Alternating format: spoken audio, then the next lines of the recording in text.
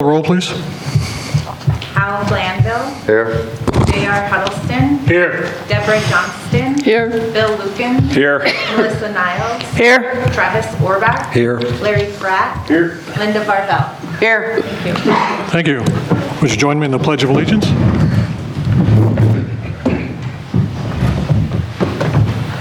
Pledge Allegiance to the flag of the United States of America and to the republic for which it stands, one nation, under God, indivisible, with liberty and justice for all.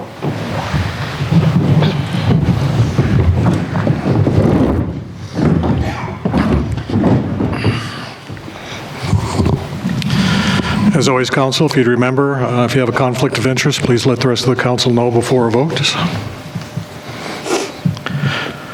Need a motion to approve an amended agenda. We'll be adding 2 new business items tonight. The first one will be new business item T. It will be a motion to approve the advertisement of the draft Disadvantaged Business Enterprise DBE program for public comment and approve the mayor to sign the finalized DBE program policy at the end of the advertisement period with applicable comments incorporated in accordance with regulations of the U.S. Department of Transportation 49 CFR Part 26. So that will be new business item T. New business item U will be a motion to approve a travel training request for Police Officer Deneke to attend the Drug Recognition Expert Training Program on February 11th, 2024 through February 23rd, 2024 in Sioux Falls, South Dakota. And I believe Misty gave you a copy of that training request. So when we actually get to making the motions, Mr. Huddleston will have the actual motions themselves available. But if I could get a motion to approve an amended agenda to approve new business item T and U. I make a motion to approve an amended agenda items T and U. Item T, motion to approve the advertisement of the draft Disadvantaged Business Enterprise DBE program for public comment and approve the mayor to sign the finalized DBE program policy at the end of the advertisement period with applicable comments incorporated in accordance with regulations of the U.S. Department of Transportation 49 CFR Part 46. And also item U, a motion to approve a travel training request for Police Officer Deneke to attend the Drug Recognition Expert Training Program on 2/11/24 through 2/23/24 in Sioux Falls, South Dakota. Second. Discussion.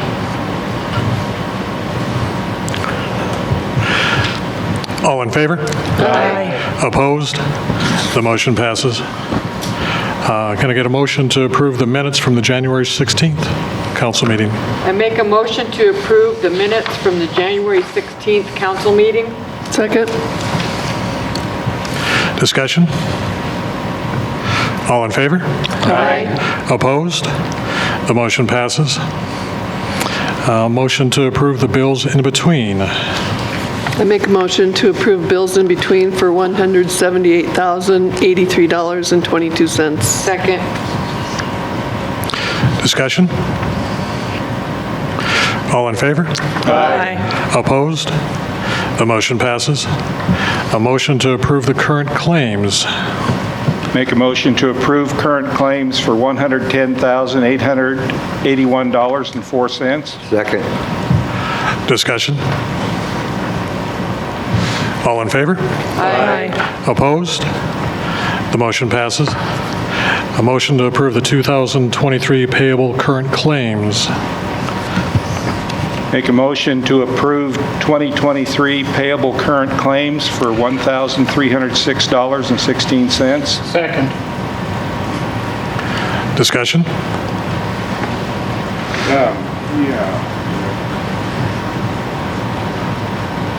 No, I'm good.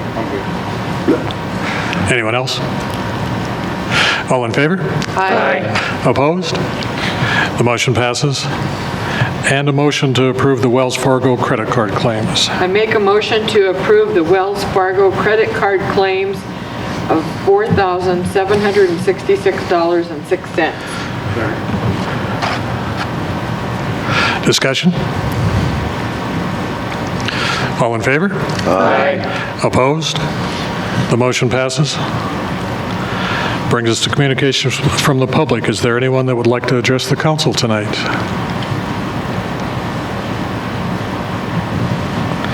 All right.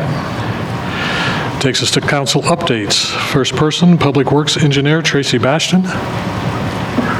Tracy, if you'd update the council on road projects, water, sewer, suspended sidewalk, and also the golf course tonight. Okay, well, good evening. Well, the change in the weather has certainly been a positive influence on the amount of work that the crews have been able to resume doing, which is very good. I guess I'll sequentially start with the south end of town in my discussion and work towards the north. So work is continuing over here on the low water crossing, also known as the Dip Bridge.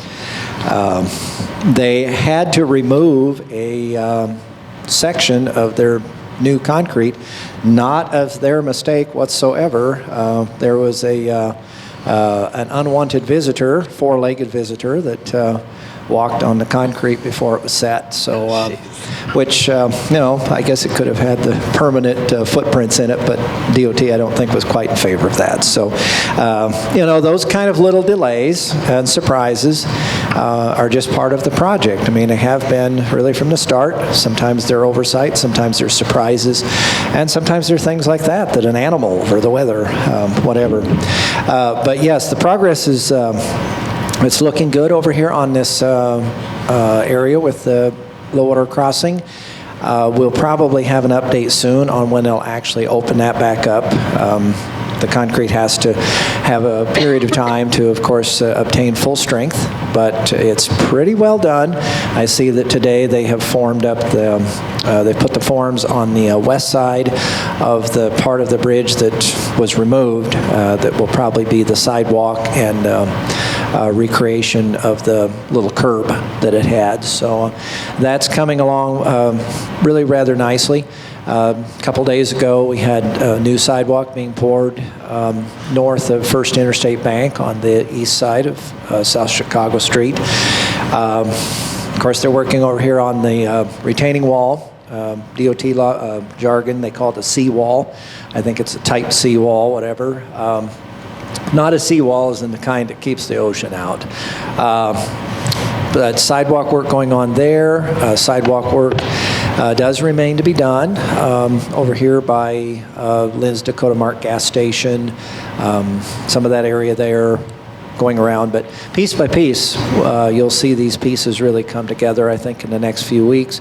And of course, if the weather is cooperative, that will all, that'll all be better. Moving further north in the project, a lot of work is still continuing in the vicinity of Minnetonka intersection with North River Street. This week and last week they have been working on the storm sewer installation. So at this time, the utilities in that area has been finished. To a stopping point. So they've been working with the storm sewer installation, and once they have that taken care of, there'll probably be some improvements in the ability to go through there. Here again, we don't have an exact date when they will be able to probably get us back to nonstop traffic, or at least not stopped as much. National Avenue around on Main Street. Main Street was DOT paid for that to be paved, an overlay, shortly after the project began. And as far as we know, their traffic control plans still will utilize that for, I think it's the northbound traffic on North River Street. So that is pretty much where the road project, highway reconstruction's at this time. The suspended sidewalk, hopefully we will see some actual visible changes on the near-term horizon. We're getting some signs that give us some hope on that. So stay tuned for that. it will definitely be I think, visual impact when the first of the towers goes up.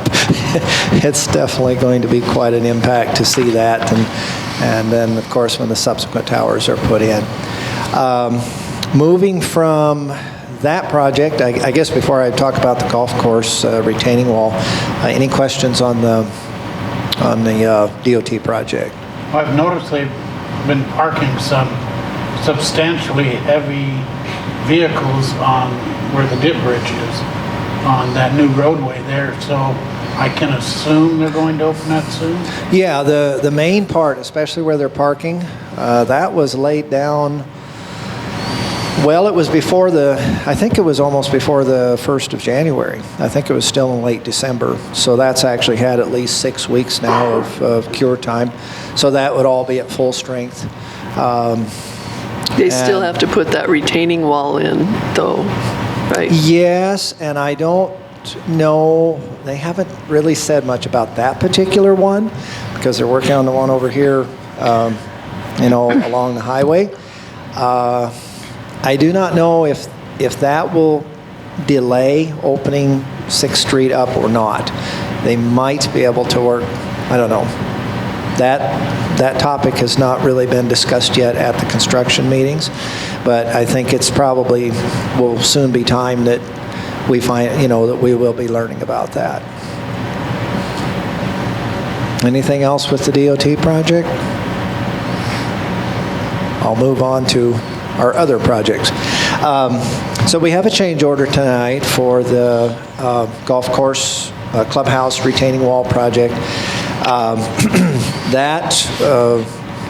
When they started the construction work, they found both a lot of gypsum, and they also found some unstable ground. And so we had American Technical Service, or American Engineering Services, conduct a soils analysis, did borings, and they have made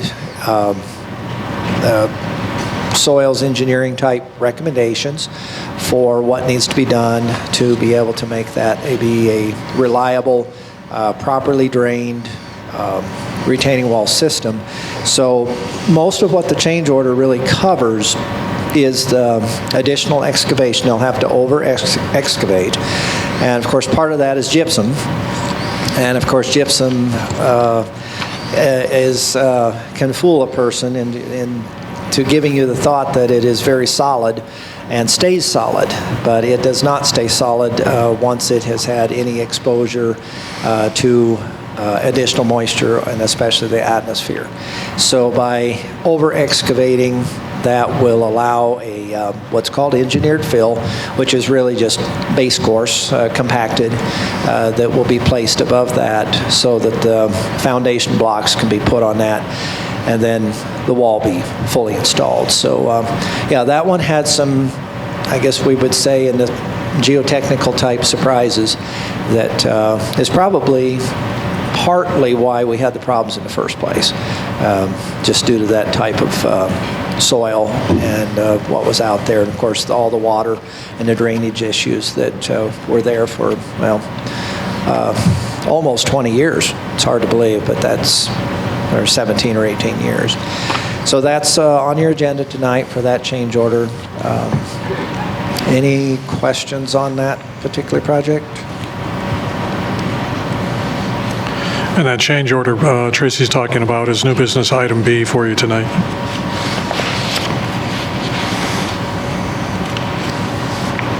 Okay. Those are the main things going on.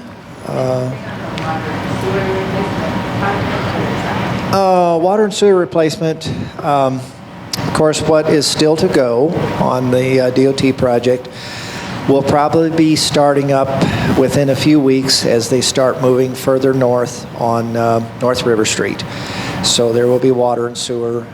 That's, of course, part of the project that's been in place now, since the beginning of the construction project, other than the additional water main that we added into the project because of the burial in rock that we found and had that break a couple years ago. But yes, that will start probably in the next few weeks. I think there's a lot of push from all of us, from DOT, from the city, that we want a lot of the project to be buttoned up in the more southerly part of town before they go too hard and heavy, tearing up more of the northern part. But the utility contractor does need to be able to stay busy. So there's some coordination work going on to best sequence those two main entities working on the project. One question for you, Tracy, and some of this may go to Misty also. I'm assuming it's Muth Electric, have they started invoicing the city for the street lighting yet? So, okay, thank you.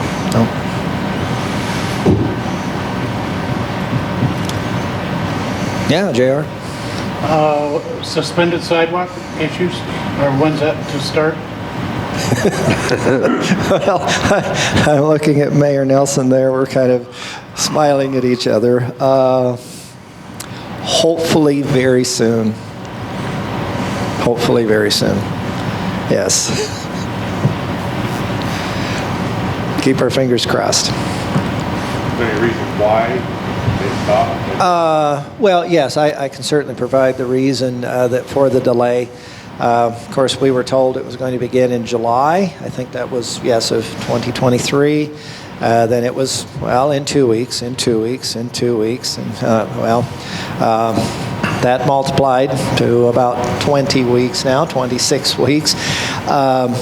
The main delay has been the metal fabrication. So the fabrication of the towers, the railing, that's where the delay really has been, because the foundations have been done for a long time now. And of course, they have removed part of the existing wall. They saw cut that here a few weeks back and removed that. So it's the metal fabrication that has been the delay. Just FYI, we all know this, but I just noticed that, are they going to make sure that nobody parks next to those walls? Because I've noticed some people started to park over there now. I think as they move north, they will be putting the orange and white, what they call T-PAR, to protect any areas that are just like it is, like across from the theater at this time. That has all that area there is inaccessible, is blocked off at this time. So I would expect as they move further north, they will move the T-PAR barriers to prevent, people from parking on that area right next to, open construction and an open, availability to not having protection into the river. That loading, unloading zone up there by... Can't hear you, Larry. His microphone's not working. It's off. The loading, unloading zone by the morning sunshine, is that going to be better looked at? I mean, it doesn't look... Can you hear me now? No, that's not easier. It's better just like that. It's better just with no hands. Okay. I understand. The loading, the temporarily designated loading and unloading area up at the north end of not the north end of North River Street, but by Morning Sunshine. That area is probably flexible. I would expect we'll see some changes as they finish the storm sewer work up in that area. It's probably not going to be there that way a whole lot longer. Okay. And it'll probably be a lot smoother. And of course, the rain this weekend really was hard on that passage through there. But there were people from Complete or DRM that they did get in there some this weekend and tried to fill the holes to some extent. Thank you, sir. Mm-hmm. Thank you, sir. I did notice in the last couple days where they are exposing the foundation attachment areas, those have been opened up again. And then I did also notice where they've put a skim top to the area of the wall they have taken down. So somebody's creeping in there doing a little something. Work. Yes. on a, and then they're disappearing again. Well, hopefully, we have some some positive information that something may happen pretty soon.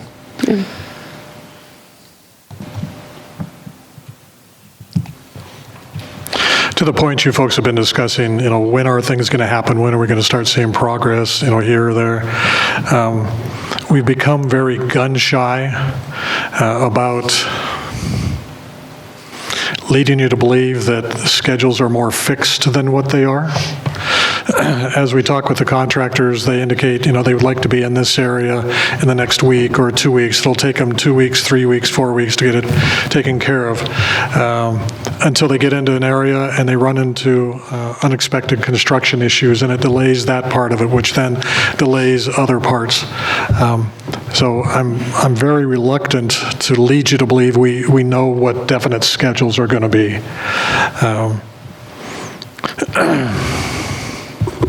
So that's the reason that you're hearing us be very cautious about what we say.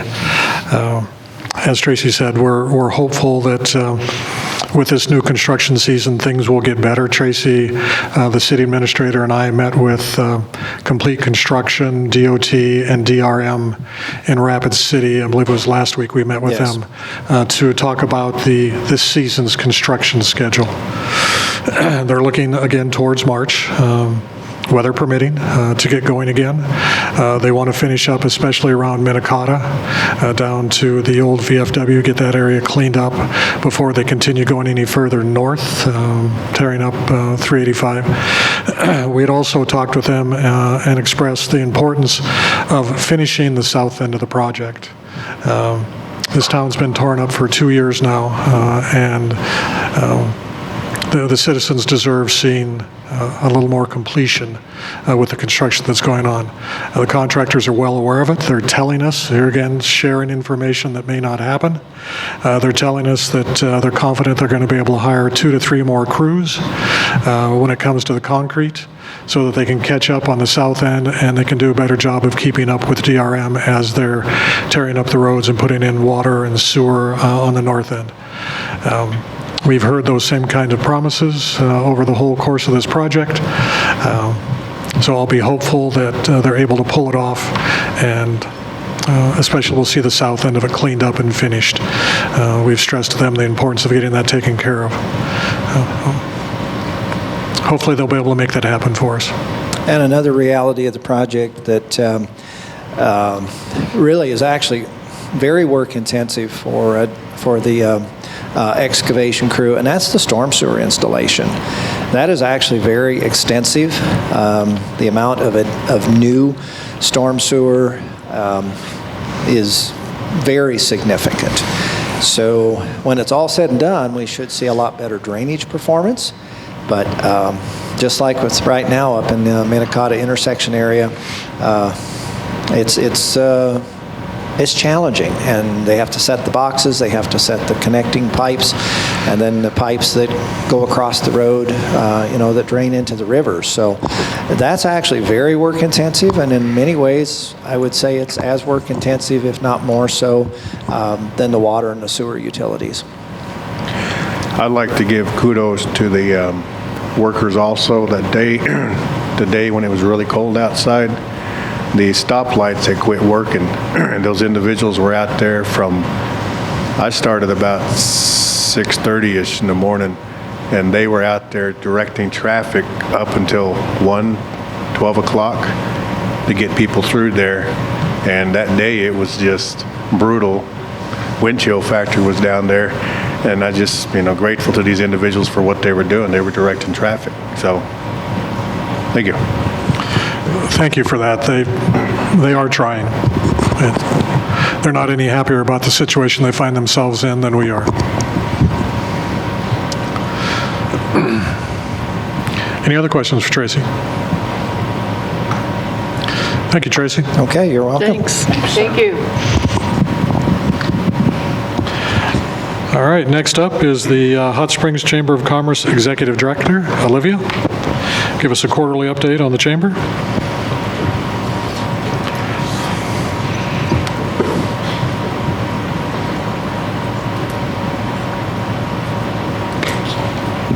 Good evening, everyone. Thank you for inviting me to give the quarterly update from the Hot Springs Chamber. So I'm pleased to report that over Christmas, approximately $25,000 in chamber bucks were purchased by different individuals. And as chamber bucks are only spendable in Hot Springs, it means that all those dollars stayed in the local economy. So the chamber doesn't make any money off the sale of chamber bucks. We carry the cost of printing all the checks, the bank fees, the service charges, and the maintenance of the accounts. But it's a really good thing for Hot Springs when people do buy those bucks, because they definitely stay in town. And so, we do appreciate those who purchase the bucks. Just reminding everyone they are available year-round. It's not just a Christmas thing.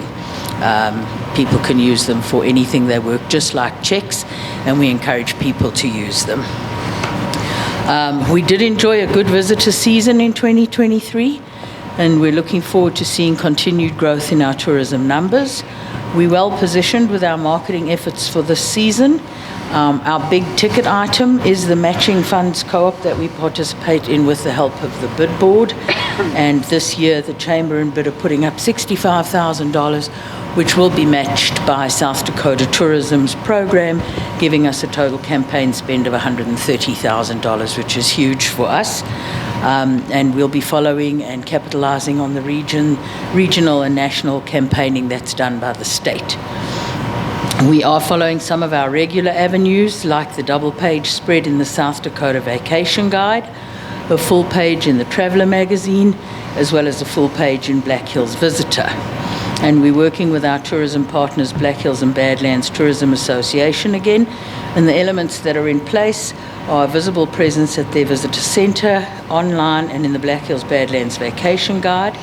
We'll be well represented at the trade shows that Black Hills Badlands attend, and there they hand out the Hot Springs brochure. We did recently redesign the Hot Springs brochure to be more in keeping with the so much to soak in message that we're employing in our campaigning.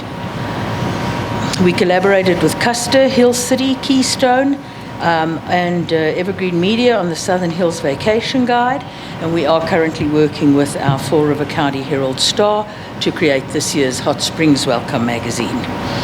We hope to continue the summer television advertising co-op. Last year we sponsored a successful TV co-op with KOTA TV, which enabled 15 businesses to get television advertising.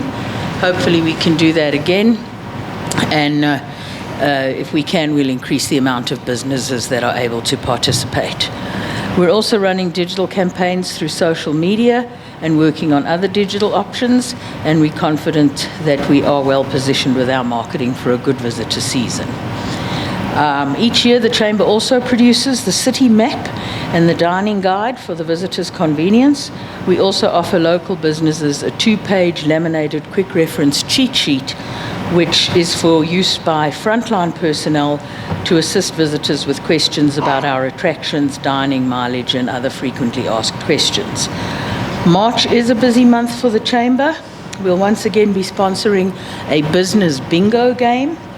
And how that works is players would spend a minimum amount of $10 in the participating businesses, and they get a sticker for the corresponding business.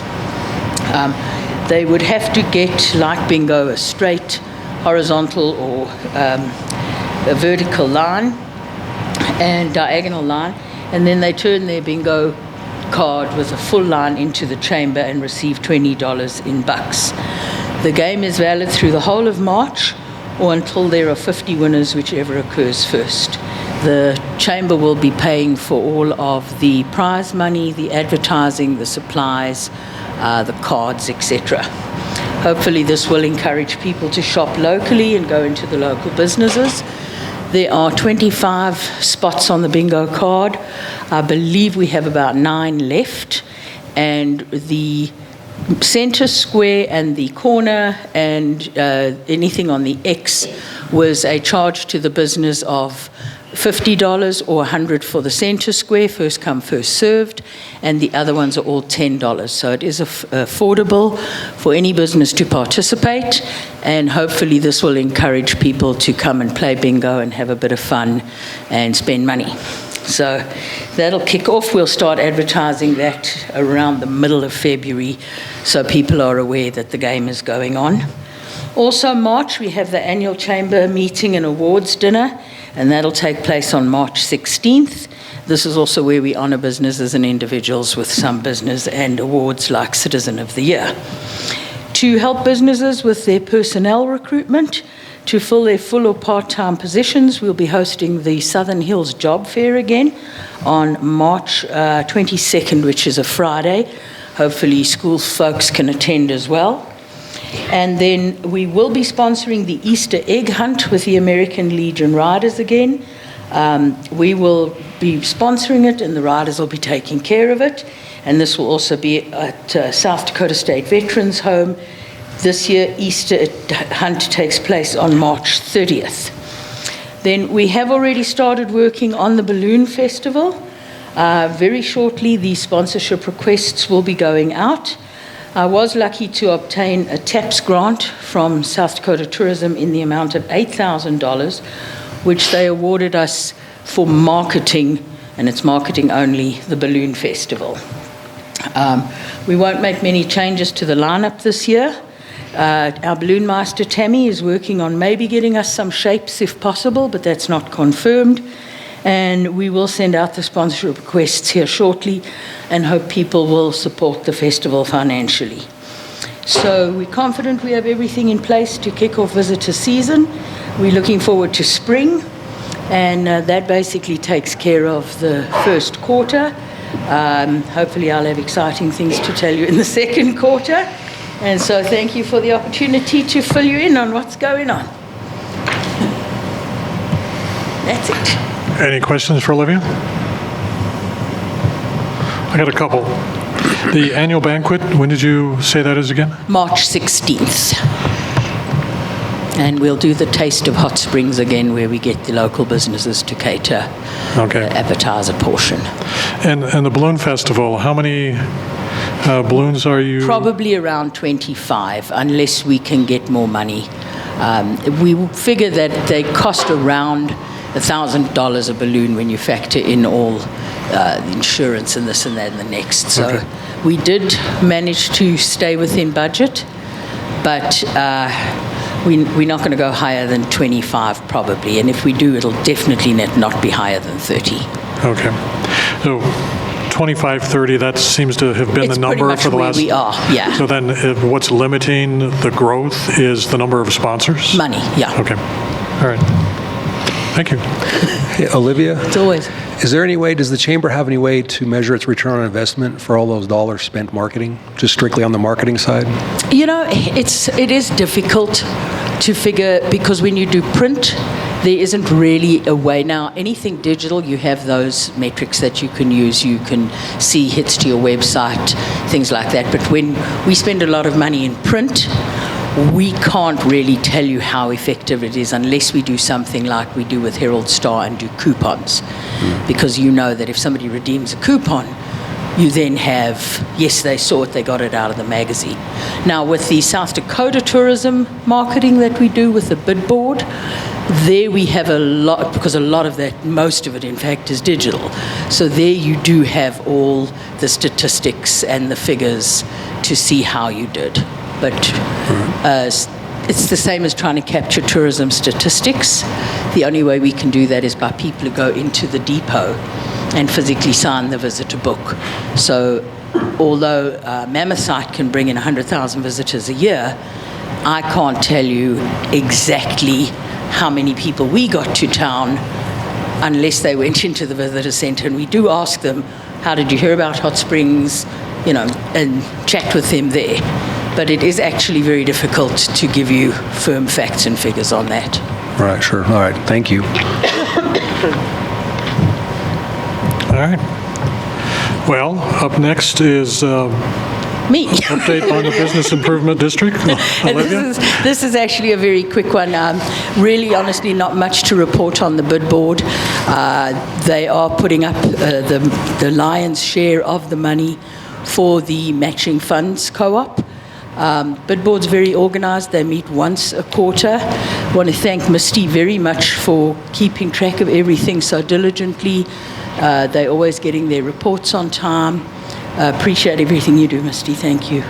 The budget is set, so there's not much deviating from it. There is a few $1,000s available for special project, which they're holding in case something important comes up and they want to be able to participate and help. But other than that, next meeting will be, I should have looked that up. I think in 3 months. We just recently had a meeting, but board works quietly on the side and they do very good work. So that's really all for them. Any questions for Olivia on the bid board? I have one. Yeah. The bid board's been very good about helping the city with fireworks. Yes. Are they looking to do that again this year? Yeah, that's in the budget. Okay. Yes.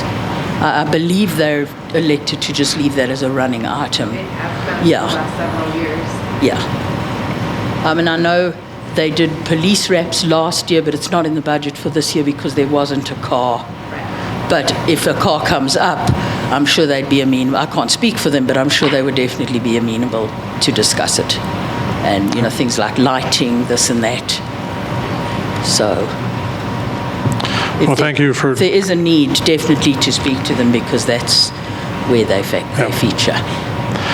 Thank you for contributing to the fireworks, though. I'll tell them. The public's been very complimentary about the fireworks we've had the last number of years, so that's exciting. Thank you. Yeah. Oh, good. I'll make sure to let them know. Thanks.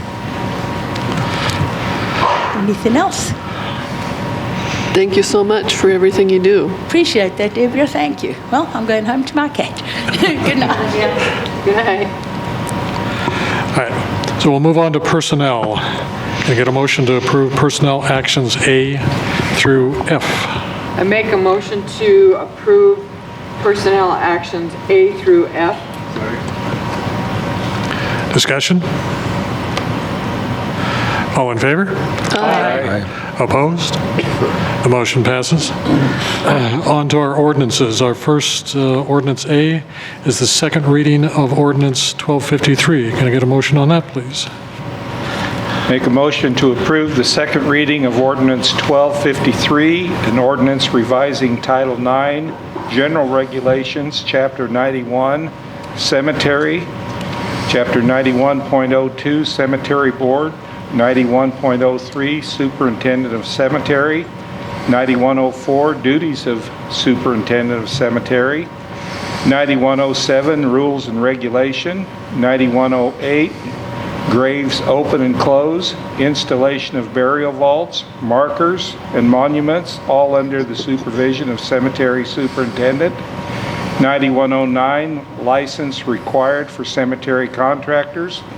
9110, application for cemetery contractor's license. And 9113, bond requirements for contractors. Second motion. Discussion.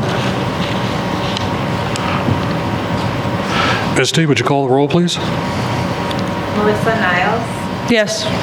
Larry Pratt, Yes. Linda Barbell, Yes. Hal Glanville, Yes. J.R. Huddleston, Yes. Bill Lukens, Yes. Travis Orbach, Yes. Deborah Johnston. Yes. The motion passes. On to our second ordinance, item B, second reading of ordinance 1254. Can I get a motion on that, please? Make a motion to approve second reading ordinance 1254, an ordinance removing Title III Administration, Chapter 30 General Provision, 30.17 Mandatory Age Retirement Age. Second. Discussion. Misty, would you call the roll, please? Larry Pratt, Yes. Linda Barbell, Yes. Bill Lukens, Yes. J.R. Huddleston, Yes. Deborah Johnston, Yes. Travis Orbach, Yes. Melissa Niles, Yes. Hal Glanville. Yes. Thank you. The motion passes. And our final ordinance, item C, a second reading of ordinance 1255. Can I get a motion on that? I make a motion to approve second reading ordinance 1255, an ordinance transferring one lot in Boulder Falls Addition from rural service district to urban service district. Second. Discussion? Misty, would you call the roll? J.R. Huddleston, Yes. Larry Pratt, Yes. Travis Orbach, Yes. Melissa Niles, Yes. Bill Lukens, Yes. Kyle Glanville, Yes. Deborah Johnston, Yes. Linda Marvell. Yes. Thank you. The motion passes. Under resolution item A, resolution 2024-5, resolution to amend the citywide fee resolution. I make a motion to approve the resolution of 2024-5, resolution to amend the citywide fee resolution, add new recreation fee. Second. Discussion? All in favor? Aye. Opposed? The motion passes. On to new business. New business item A. Can I get a motion to approve an agreement for services in 2024 with True Green? Make a motion to approve an agreement for services in 2024 with True Green for a total of $19,826.05. Breakdown is parks. Freedom Trail, $12,384.27. Evergreen Cemetery, $4,600. Mueller Center, $1,341.82. And Wastewater Treatment Plant, $1,499.96. Second. Discussion? All in favor? Aye. Opposed? The motion passes. New business item B, a motion to approve and authorize the Public Works Engineer to sign change order number 1. I make a motion to approve and authorize the Public Works Engineer to sign change order number 1 for the Hot Springs Municipal Golf Course retaining wall reconstruction project with BTD Enterprises LLC for an increase of $13,937.64 for the new total of $152,793.71 and an extension to the completion date of 30 days for a new contract completion date of May 1st, 2024. Second. Discussion. So if you remember, Council, this is the item that Tracy gave you an update for earlier. All in favor? Aye. Opposed? The motion passes. New business item C, a motion to accept and authorize the mayor to sign the grant award and acceptance form. I make a motion to accept and authorize the mayor to sign the grant award and acceptance form for the DANR Division of Resource Conservation and Forestry contract or grant award of up to $75,000 for existing tree care and maintenance and tree removal with accompanying replanting, grant number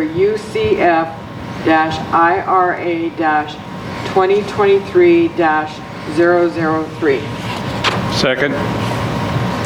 Discussion?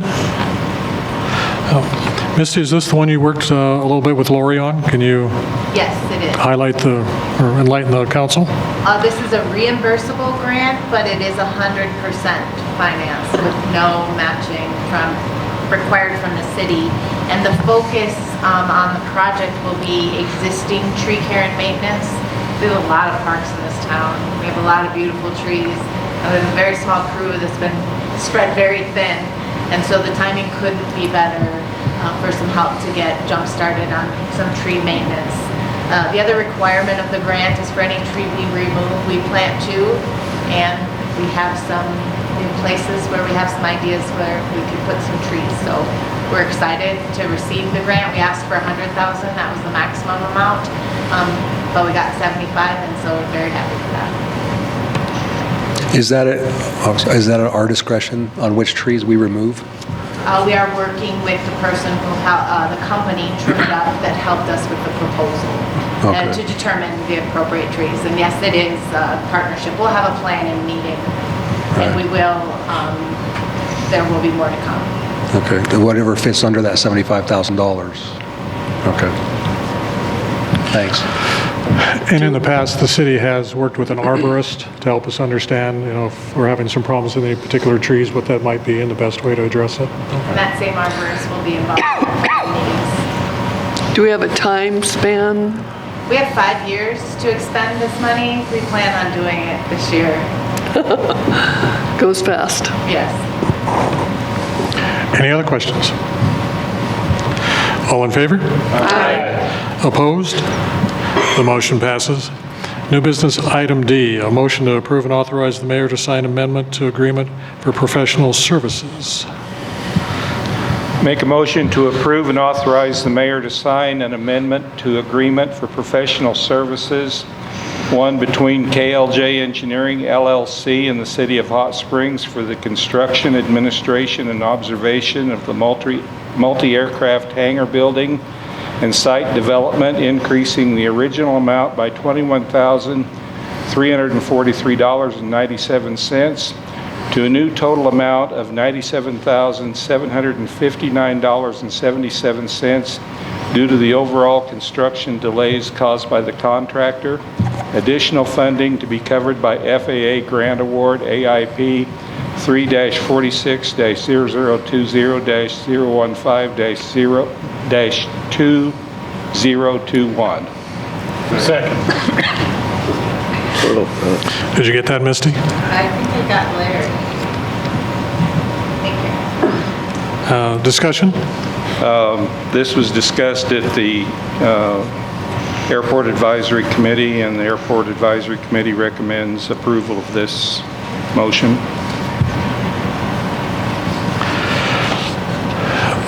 And again, this is covered by the grant that we got for this, right? And this project has had liquidated damages charged against it since the project has been late at the rate of $400 a day. And that money goes to the FAA. I have the amount of liquidated damages in my airport advisory report. It's up around $139,000, I think. And so that's where this change order will be paid from, or likely to be paid from. And that's why liquidated damages are charged. Similar to the road reconstruction project, this has been going on now for close to 2 years. Number of reasons why it's taken this long, but because of the length in the construction, when KLJ originally bid the project, they were expecting their involvement to be a fixed time, and it's gone well beyond that. Had a conversation with Ivan today. He's talked with there are 2 owners of High Country Erectors. High Country Erectors are the folks that have been putting the hangar up for us. Ivan's had a chance to talk with the second owner of High Country Erectors and share our frustration that it's taken this long to get this hangar done. There aren't a lot of things left to get done, and Ivan, from his conversation, is hopeful that the other individual from High Country Erectors that's gotten involved in this understands the importance and the necessity of getting this done, and has assured us that he'll step in and bring this hangar to a finish for us. We'll see how that goes.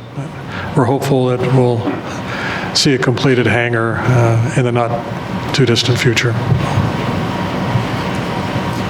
Mayor, I'm just speaking for myself. Okay? This thing's happening. We've got several of those things are happening on those. I mean, this just seems to be a trend. Is there anything the city can do to enforce or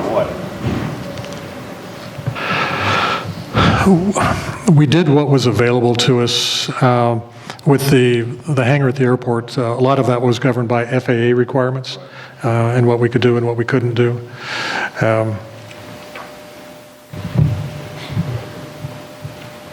Like I said, it's just my frustration. Sit back and just observing and listening. So Yeah. That's just me, not anybody else. And as Bill said, there are a significant amount of liquidated damages.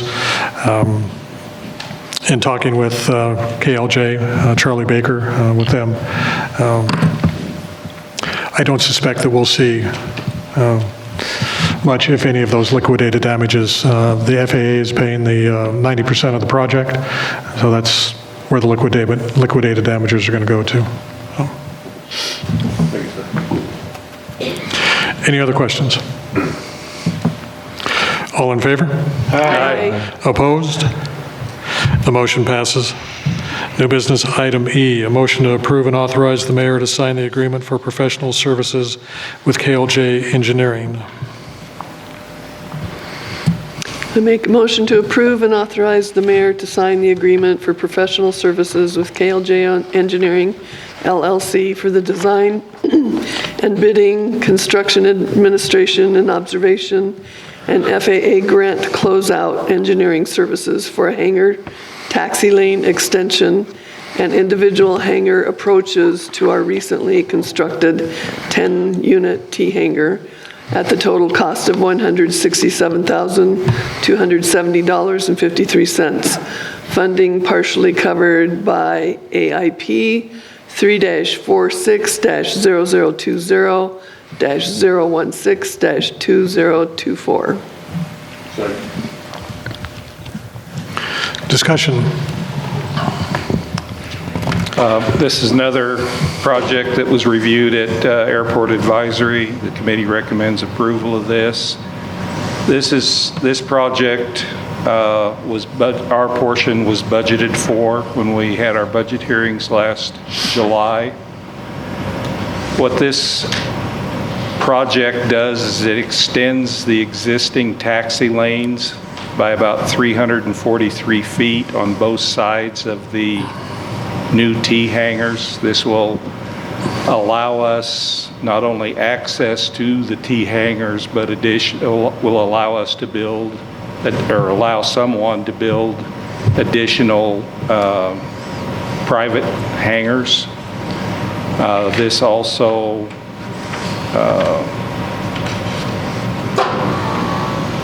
this project also will allow paved aprons into the T-hangars. So I think this is the total cost of the project. Our portion is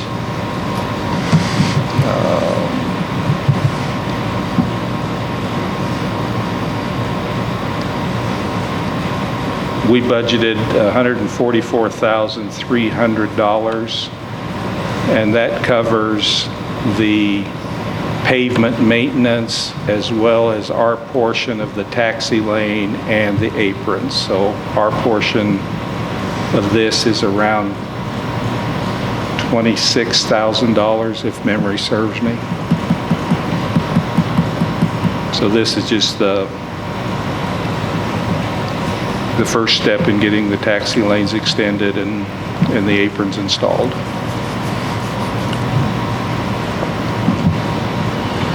Any other questions? This one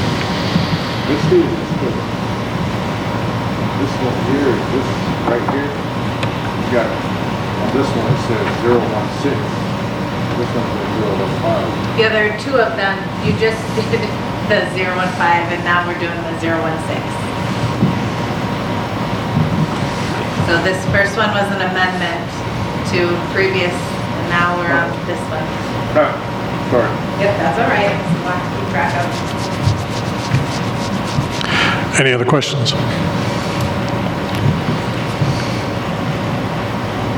All in favor? Aye. Opposed? The motion passes. New business item F, a motion to approve a revised contract, 2024-2. I make a motion to approve a revised contract number 2024-2 between the City of Hot Springs and Battle Mountain Humane Society for animal control and boarding services. Second. Discussion? What's the revision? It's on the first page of the contract that's in your packet. Looks like 1, 2, 3, 4, 5, about three-quarters of the way down the page. They want to change the charge to redeem an animal shall be $20 per day, and any animal not redeemed within 3 days will be available for adoption. And I believe it was 10 days 7. and 7 days. It was 7 days and $10, yeah. So what we just approved, this is changing that? Is Yes. that at their request or ours? At theirs. But we agreed to it, and it matches our ordinance. The 3 days is what we have listed in our ordinance. The city administrator gone down there and he had visited with them. We had a really good conversation with him. Speak up. Can you hear him? Speak up. Can't hear you over here. City administrator had gone down there and had a good conversation with them, and it had gone real good. So just wanted to bring that to light also. I'm done.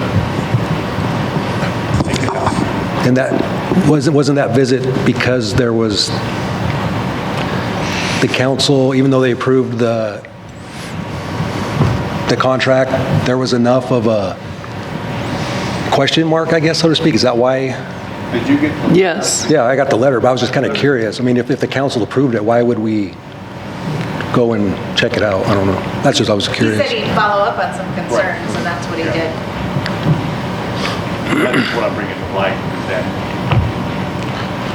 Yeah, he was addressing the issues by 3 of the council that did not vote in favor of the agreement. He wanted to understand what they were going to do to address the issues that those 3 council members had, and he shared that letter with you, his conversation with them. And we'll start on new footing and see how it goes. Any other questions? I just want to thank the city administrator for going out there and discussing some of these issues. Appreciate the work that he did. It answered some questions for me. So I appreciate you, Bob Jr., thank you. Anyone else? All in favor? Aye. Opposed? The motion passes.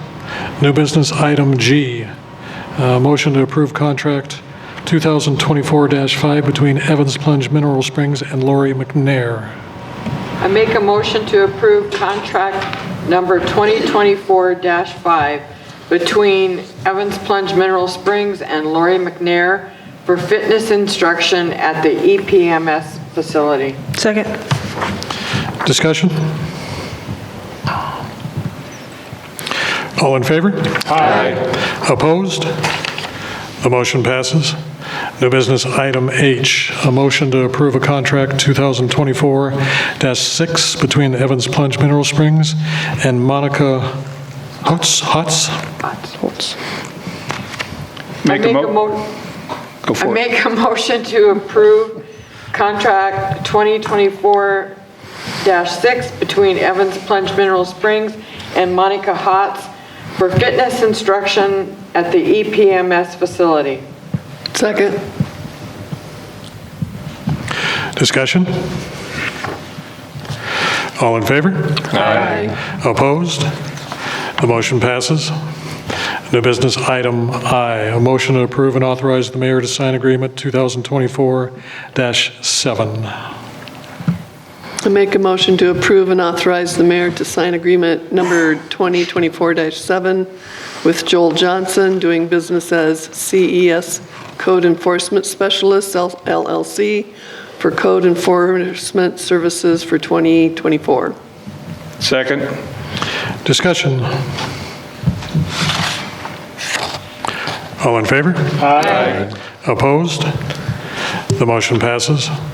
New business item J, motion to approve extending the 2022 airport haying agreement. Make a motion to approve extending the 2022 airport haying agreement with Merrill Hay Company for the 2024 haying season with no changes. Second. Discussion? All in favor? Aye. Opposed? The motion passes. New business item K, a motion to approve the requested tax abatements as submitted by the County Fall River Director of Equalization. I make a motion to approve the requested tax abatements as submitted by the County of Fall River Director of Equalization. David Brandt, $1,023.22.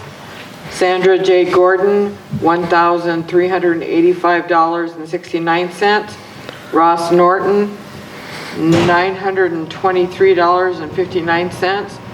Claudia C. and Sky M. Ogilvy and Blue Borton, $648.57. Arnold D. and Patricia A. Phipps, $654.63. Thomas Salverson, $400.61. Southern Hills Evangelical Free Church, $4,000, $174.62. And Marvin W. Underwood and Connie R. Ulmer, $2,151.69. Second. Discussion. Misty, these are tax abatements that came from the council's decision a number of years ago to You see them almost annually. So the abatement reasons are listed on the spreadsheet. They vary from late applicants for tax reduction programs, or they don't switch to owner occupied in time. So the reasons for the abatements are on your spreadsheet, and the reasons vary on owner occupied. And there was one that should have been exempt. Southern Hills Evangelical Free Church should have been exempt, so they shouldn't have had to pay. And then there's 2 for owner occupied, and there's 1, 2, 3, 4, 5 were late applicants for a tax reduction. Thank you. All in favor? Aye. Opposed? The motion passes. New business item L, motion to set a public hearing on February 20th, 2024 at 7:10 p.m. I make a motion to set a public hearing on 2/20/24 at 7:10 p.m. on the applications for retail on-off sale malt beverage and South Dakota Farm Wine License from Misty River Tavern LLC to be used at 705 North River Street. Second. Discussion? All in favor? Aye. Opposed? The motion passes. New business item M, a motion to approve an automatic budget supplement of $22,329.25. Make a motion to approve an automatic budget supplement of $22,329.25 to the water fund improvement other than buildings, 602-433-50-43300 and $5,582.31 to wastewater fund improvements other than buildings, 604-432-50-53300.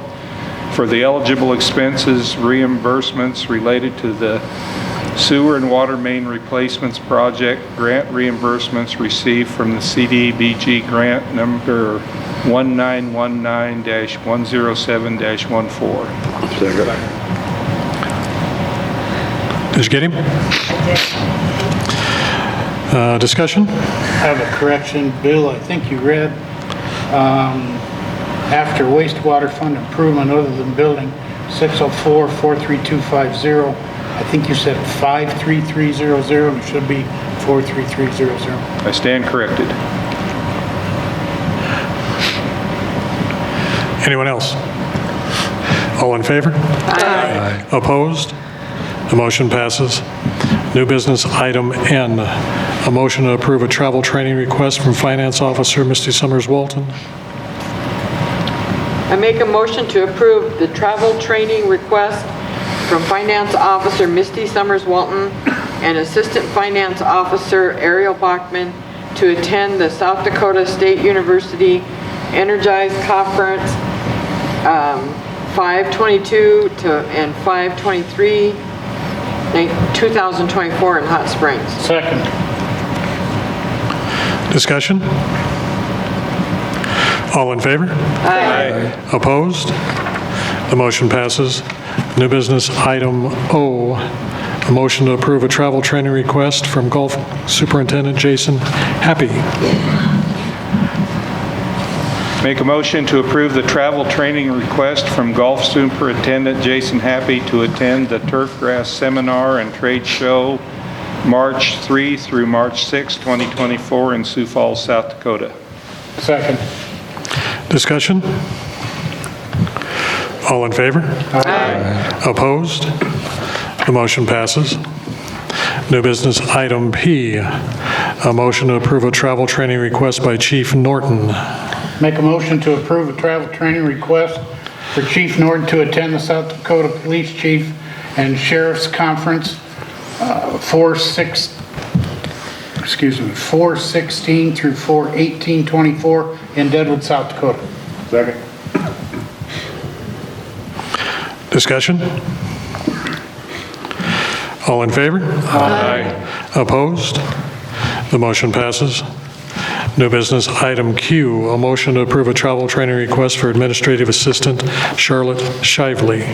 I make a motion to approve the travel training request for Administrative Assistant Charlotte Shively to attend the 2024 Sex Offender Registry Conference 4/9 through 4/10 in 2024 in Deadwood, South Dakota. Second. Discussion? All in favor? Aye. Opposed? The motion passes. New business item R, a motion to approve a travel training request for Training Officer Ayers. I make a motion to approve travel training request for Training Officer Ayers to attend the AFTT Handgun Instructor Development Course 4/29 through 5/3/2024 in Pierce, South Dakota. Second. Discussion? All in favor? Aye. Opposed? The motion passes. New business item S.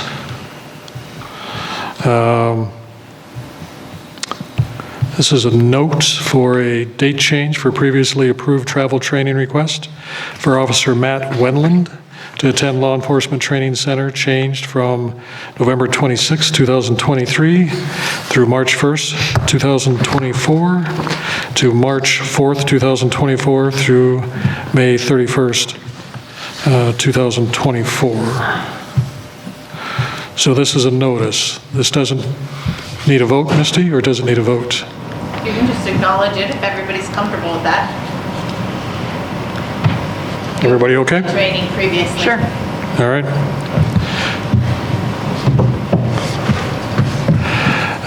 New business item T, a motion to approve the advertisement of the draft Disadvantaged Business Enterprise Program.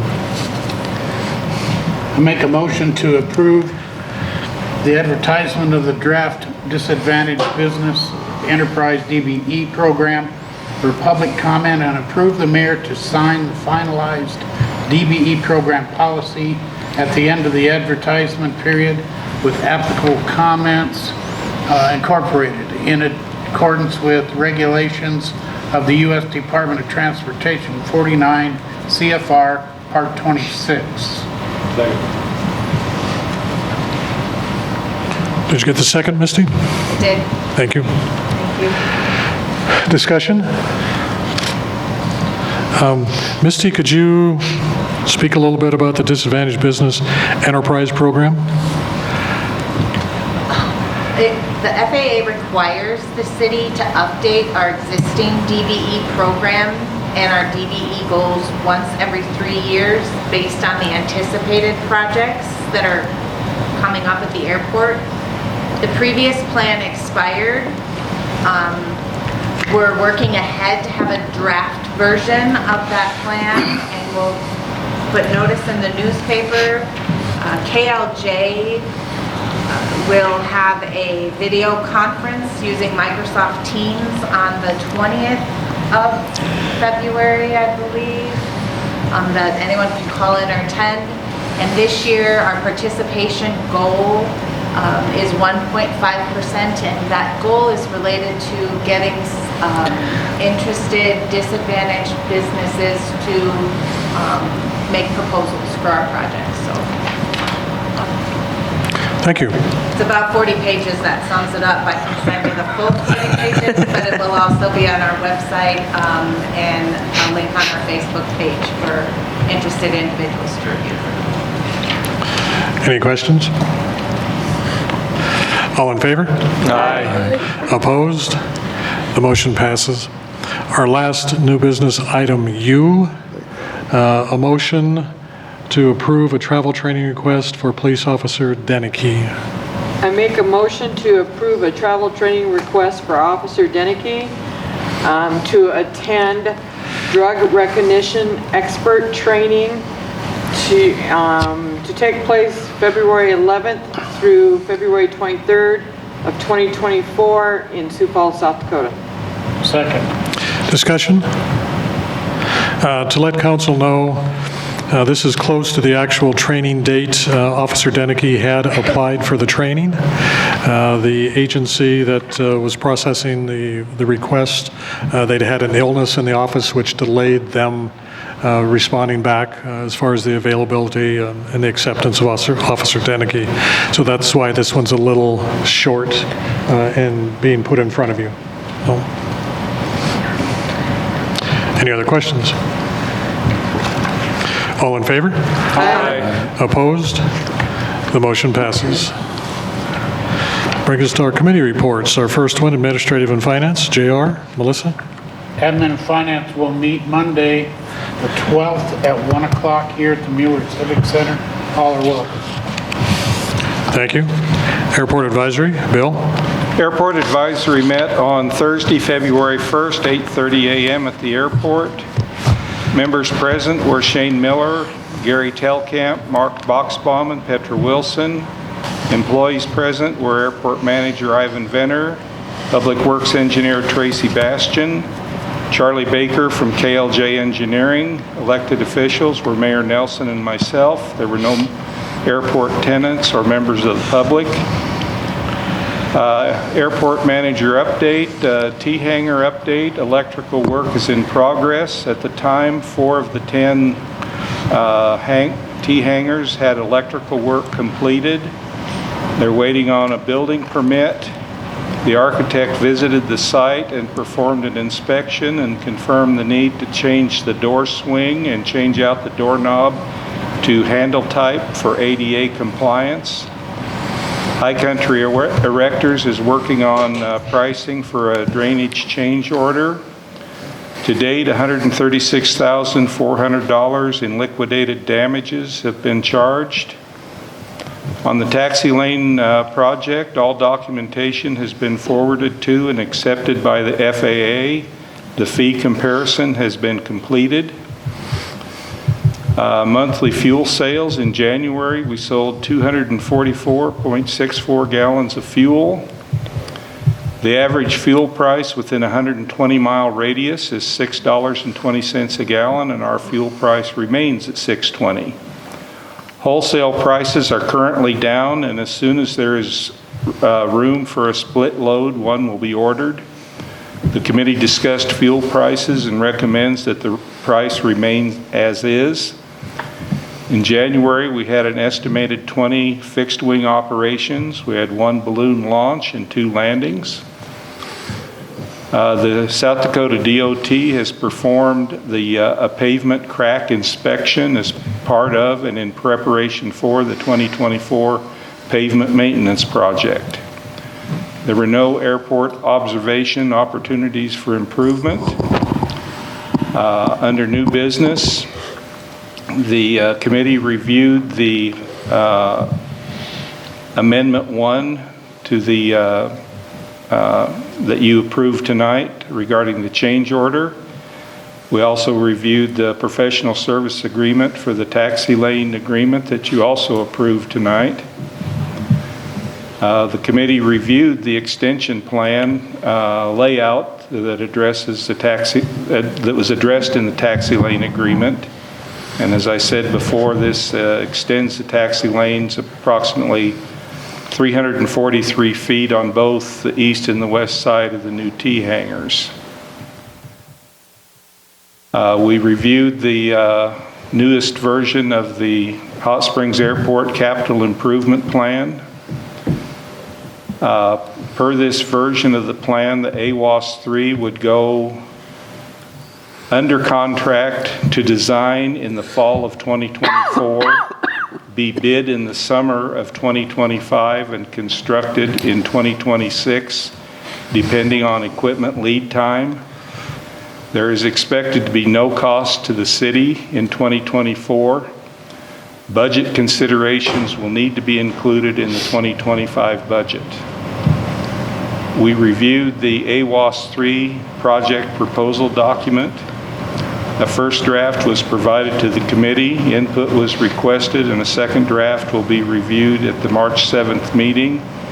A final document will be provided to council to assist them in making budget decisions associated with the AWAS 3 project.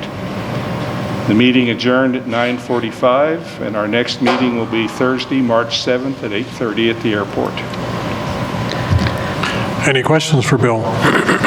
On the doors, they put the lever. Yes.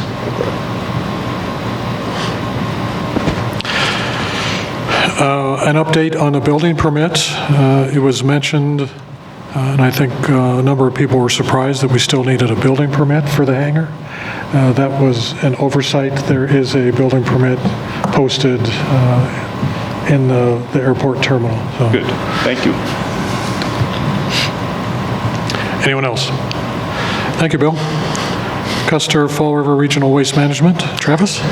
The Custer Fall River Regional Waste Management District Board meeting was called to order at 7 o'clock on Thursday, January 18th, 2024 at the Mueller Center and was chaired by Mike Lind.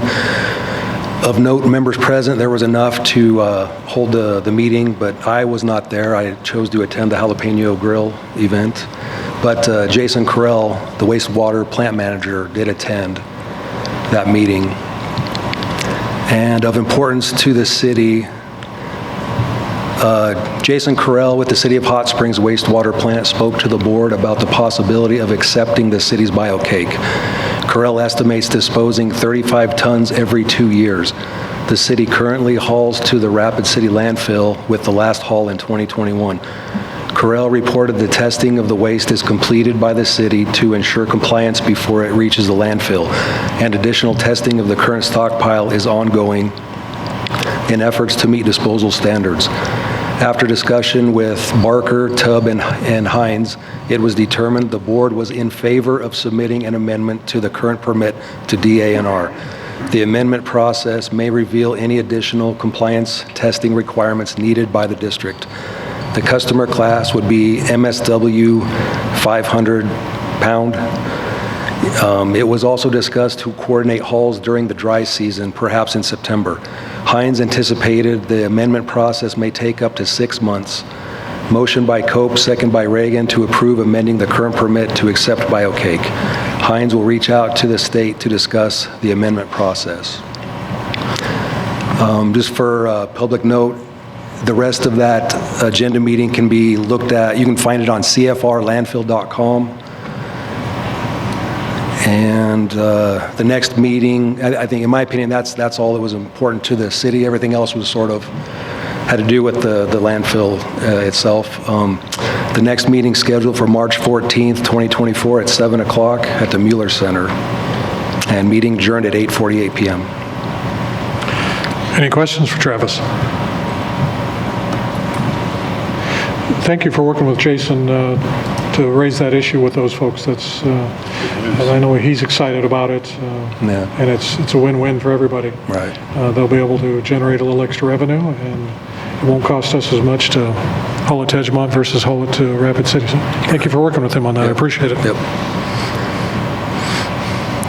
Historic Preservation, Deborah? We meet this Wednesday, February 7th, 5 p.m. here at the Mueller Center. Thank you. Evans Plunge Advisory, Linda? We meet this Thursday on the 8th at noon at the Evans Plunge. Thank you. Parks Recreation, Larry, Linda? We meet this Wednesday, the 7th, at the Mueller Center here at 2 p.m. Everybody's invited to come. Thank you. Planning and Zoning, Deborah? Planning and Zoning will meet February 21st, 6 p.m. at City Hall. Thank you. Public Safety, Bill, JR? Public Safety met Thursday, February 1st, 2024 at 2 p.m. at the Mueller Civic Center. In attendance were Alderman Bill Lukens, Alderman J.R. Huddleston, Alderwoman Deborah Johnston, Mayor Bob Nelson, Captain Phil Shively, Fall River County Emergency Manager Frank Maynard, Fall River County Assistant Emergency Manager Gary Baker, and Fall River Hospital Compliance Manager Renee Staley. Trenton Halfley from South Dakota Game Fish and Parks. Members of the public, none. Adopted of agenda was adopted as published. Communication from the public is none. Update from the police department. Training materials purchased as supplies. Training gun conversion kit, ammo, and protective gear to conduct force-on-force training to be purchased will be coded as supplies per Office of Legislative Audit Guidance and Requirements, but supplies are overspent as a result of this purchase. It was agreed by the committee that the training budget could be managed to cover any overage as long as the overall departmental expenditure remain in line with the approved budget. These training guns will provide excellent training opportunities for our departmental members, as they will be able to utilize trainers from the Fall River County Sheriff's Office to facilitate this type of training. The department is processing 5 applicants to the Reserve Officer Program who were able to take advantage of training with Custer County. These 5 will fully staff our reserve program. Committee supports the staffing of the reserve program. However, department administration will need to utilize existing resources and within the current budget. The department is reviewing grants to acquire training to get the department trained and certified to a special response team level, SRT level. Officer Wendland will start the academy LET in March. Old business. The status of 7 items on the action item list were reviewed and discussed. Progress is being made or scheduled for all items. New business. Excuse me. Trenton Halfley with South Dakota Game Fish Parks was present to discuss a potential 2024 deer harvest. The following key points were brought out. Transplanting deer is not an option due to disease.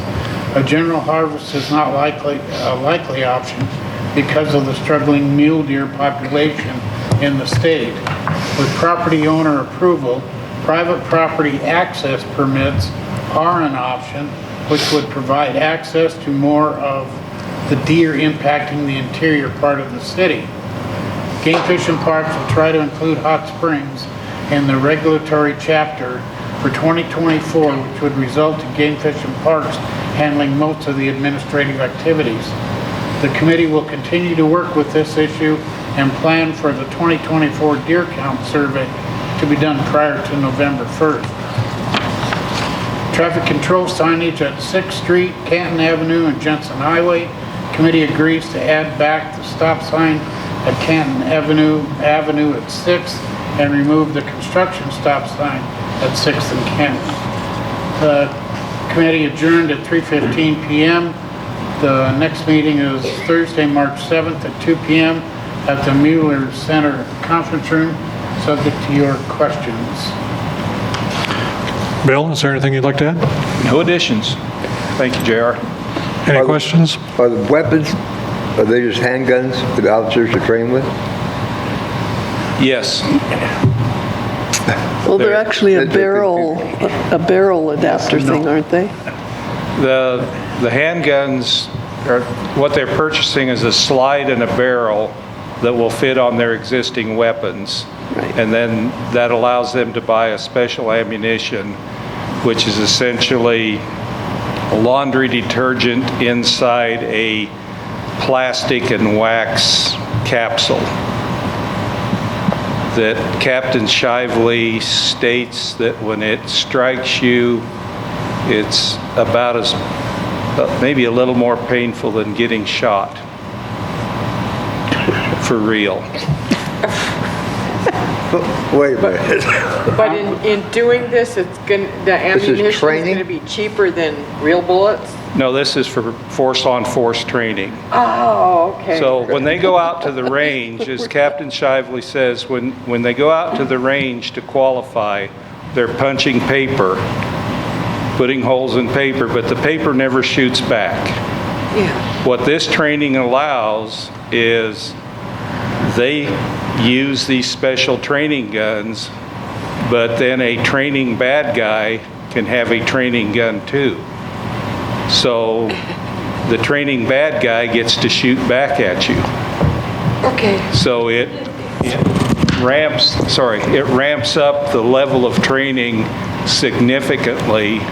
Yeah. So the sound is there, the screaming and the hollering is there, the potential of getting hit with something is there, and it's a significant improvement to just running around and going bang bang. And correct me if I'm wrong, but there's also a shield Yes, there's, that the officers can wear that cover their facial area so they don't Right. get hit. facial and other significant parts are covered. Yes. And they're also planning on doing this training in conjunction with the Sheriff's Department, I believe. Yes, and they're also, one of the benefits, Renee Staley with Fall River Health has been coming to the meetings, and they have a need for significant training and drills, and so it may not, they can partner with what our officers are doing, so if they need to do mass casualty training or transport training, they can partner with our officers and accomplish more realistic training and transport drills. And so overall, our community can really test and train and upgrade emergency response capabilities. So you're saying this is paintball? Pretty much. Yes. It's detergent ball. You're quoting Captain that it hurts more than getting shot. Yes. I'm at that talk with Captain. Any other questions? I think they're looking for volunteers too. They got a stand where you can watch. Thank you, gentlemen. Public Works, Bill, Hal? Okay. No weapons were involved in the Public Works meeting. However, we met on Tuesday, January 30th, 1 p.m. at the Mueller Center. Members present were Hal Glanville, Deborah, myself, Mayor Nelson, City Administrator Bob Nelson Jr., Public Works Engineer Tracy Bastian. Members of the public present were Craig Romey. Under new business, public concerns regarding code enforcement on Somerville Avenue and Bear Avenue. A member of the public presented several concerns regarding parking violations and one concern regarding a propane tank located within about 3 feet of a public road. The parking issues are being addressed by the PD, and the propane tank issue is being reviewed by the development coordinator. Second item in new business, review of the historic stairway replacement proposals. The committee reviewed the proposals and supplemental responses from both KLJ and ISG. As both firms' proposals are technically equivalent and the city has had good experience with both firms, the committee recommends council accepts KLJ's proposal as it was $15,300 less than ISG's, $90,000 versus $105,300. The city administrator will request KLJ update their proposal with the answers to the questions submitted to them via email. Item 3, snow removal procedures. The committee discussed a recommendation to modify the snow removal procedures in which the city crews would move the snow to the center of certain streets instead of the curb. This would require the crews to then load and move the snow in some cases, but would significantly reduce the amount of snow and the number of times residents' driveways would be blocked by the snow from city snow removal operations. Item 4, the burning of the brush pile has been delayed as the crews are waiting on favorable wind conditions. It was verified that the city falls under the municipality exemption regarding burn permit requirements in the Black Hills Fire Protection District, so we can burn the pile when conditions are optimum for us, and we are not constrained by the additional requirements associated with a wildland fire burn permit. Number 5, the 2024 City Hall building maintenance and repairs included in this year's budget were discussed, which includes $25,000 for tuck point repair and sloughed earth removal behind City Hall. Number 6, a request to remove a handicap parking spot on the north side of University Avenue east of the alley between North River Street and Chicago Street was reviewed. After discussion and evaluation, the committee recommends to leave the parking designation as is. There were no departmental summaries, no 30-day look ahead. The active and inactive project information can be found on the Public Works report on the city website. The meeting adjourned at 2:18 p.m. Our next meeting will be Tuesday, February 27th, 1 p.m. at the Mueller Center. Hal, anything you'd like to add? No, very well done. Any questions for Bill or Hal? Thank you. Bill had talked about the stairs and the recommendation from Public Works to go with KLJ for the design of those stairs. We're working with KLJ to get that contract finalized, and my hope is that we'll have it in front of you for the next council meeting to approve. And if you remember, each of the proposals from KLJ and ISG were provided in your info packet, I believe, a couple meetings ago. So if you have any questions or you want to refresh yourself on those, just go back and take a look at them. But we'd like to have the contract to hire KLJ to design the stairs. Again, the stairs we're talking about are the ones adjacent to the fire station, the Episcopal Church, and the ones leading up to the Fall River Museum. Those are the ones we're looking at.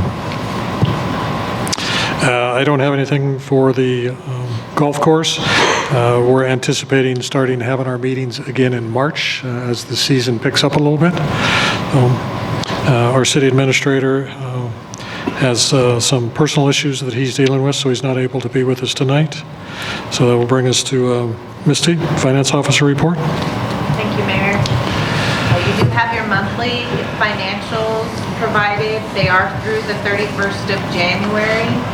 The standard reports, as you review those, I'd like to remind you that the first few months are slow in revenue and heavy in expenses. But if we can stick to our approved budgets, conditions should improve. I provided an update on the W-2s and the 1099s for the 2023 year-end reporting. After a little bit of hiccup with the IRS, I was able to get the 1099 submitted. I've been doing that since 2017, and they, in the middle of the year, decided to change something and none of the finance officers knew. So we were left scrambling, trying to meet a deadline and having to apply for new codes to access the online site where it's easiest to submit those. But I was able to get those in before the deadline. I provided an update on our anniversary rating supplement and renewal for our 2024 South Dakota Public Assurance Alliance, or SDPAA. They provide the majority of the insurance for the city. I appreciate the questions. Regarding our coverage, There's a lot to it. It's pretty expensive. It's pretty extensive. But I do believe that the city is in the right hands, and we have been participating with the SDPAA as long as they've been in existence, which was a smart move on the city due to the complexities and the intricacies of our insurance needs. I provided an update for you regarding our 2024 municipal election, which will be held on June 4th. Between February 15th and March 1st, we'll officially publish the required notice of vacancy for the upcoming election. We're also going to post notice on utility bills on the city website and on city Facebook pages to make sure everyone is aware. It is the mayor and 4 council seats, all 2-year terms that are up. You can begin circulating nominating petitions on March 1st, and the deadline for filing is March 26th at 5 p.m. This year, the total number of signatures required on nominating petitions are as follows. Mayor is 50, Ward 1 is 46, Ward 2 is 38, Ward 3 is 35, and Ward 4 is 37. If you or someone you know is interested in running or has any questions regarding the mayor or alderman responsibilities for the election process, please inquire at City Hall. I did get an update today that the final bill total for this 99th session of the South Dakota Legislature is 478. They had their last day to submit bills, and 478 total are submitted. Provide a little bit of information on some bills of interest in my finance officer report, and then some additional information regarding the residential tax rebate payouts for 2023 that you approved at the first meeting of this year. Our total cumulative payouts for the 18 eligible participants has been $46,726.40. And now all of the eligible participants have had at least one rebate. And if you remember, there were up to 5. So hopefully 5 years from 2023, I'll be paying out the last residential tax rebate. That rebate program has been repealed by council for failing to meet the intended goals. And then just a reminder to you and the public that our next meeting will be on Tuesday the 20th due to the President's Day holiday on the 19th. Thank you, Mayor. Any questions for Misty? Thank you, Misty.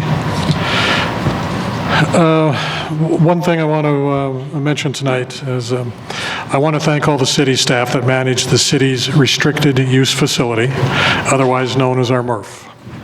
The South Dakota Department of Agriculture and Natural Resources conducted an inspection at the facility on December 13th, 2023, and our site was given an overall facility rating of excellent. There's a lot that goes into managing our MRF, from access control, surface water control, the burn pile, scrap metal, to name a few. In total, there are 10 areas that are checked for compliance, and all 10 of these areas received a mark of excellent from the state during the November 13th inspection. Once again, I want to thank the city employees that work with the MRF daily to ensure our ongoing compliance, and I want to thank Lori for her assistance with this year's inspection. And I would just like to read from the notice that I got from the Department of Agricultural and Natural Resources on January 29th. This is from Kalinda Martin, Waste Management Program. On December 13th, 2023, I conducted an on-site compliance inspection of the City of Hot Springs restricted use facility located a quarter-mile southwest of Hot Springs. The Department of Agricultural and Natural Resources Waste Management Program conducts regular inspections of permitted solid waste facilities to determine if the facility is in compliance with the state of South Dakota's solid waste and the facility's permit conditions. Based upon this inspection, the City of Hot Springs restricted use facility is operating in an overall excellent compliance manner. So I wanted to acknowledge that publicly, as I've come to expect with our city employees, they do a heck of a job out there, and want to take every opportunity I can to acknowledge that when we get something like this. So again, thank you to all the employees that work at the wastewater facility plant. So with that, do you have any questions for me? All right, well, the next thing on our agenda then is a motion to adjourn. I make a motion to adjourn this Second. meeting. Discussion? All in favor? Aye. Opposed? The motion passes. I'm sorry about that. Have a good evening, everyone.